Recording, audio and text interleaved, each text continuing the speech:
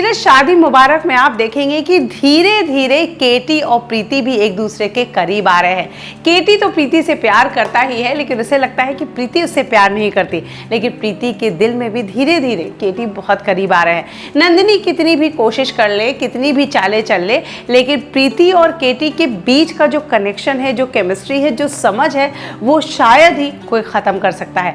आज के एपिसोड में आप देखेंगे कि दोनों को, यानी प्रीति और नंदिनी को, केक बनाने का जो कंपटीशन मिला है, जो कि आज क्रिसमस मनाया जाने वाला है और यहाँ पर दोनों केक बनाएंगे।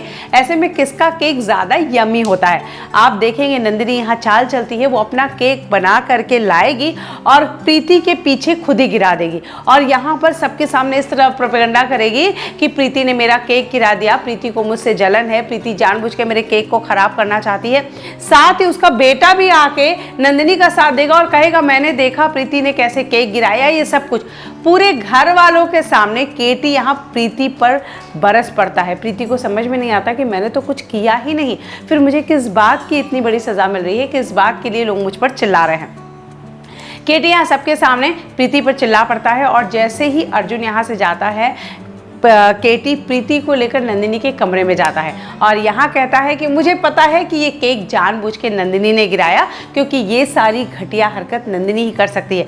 ऐसे में प्रीति को समझ में नहीं आता कि जब हॉल में ये सब कुछ हुआ तो केटी ने उस पर क्यों चिल्लाया। ऐसे में केटी कहता है कि वहाँ अर्जुन था और मैं अर्जुन के सामने उसकी माँ का ये घटिया रूप नहीं दिखाना चाहता था, उसे शर्मिंदा नहीं करना चाहता था कि उसकी माँ कितनी घटिया चालें चलती है, जैसे वो आज से इतने सालों पहले मुझे छोड़ के चली गई थी। यहाँ पर नंदिनी को कहता है प्रीति से माफ़ी मांगने के लिए, लेकिन नंदिनी इस बात के लिए तैयार नहीं होती। केटी यहाँ खुद प्रीति से माफ़ी मांगता है और कहता है आज रात हम और आप अकेले डांस करेंगे।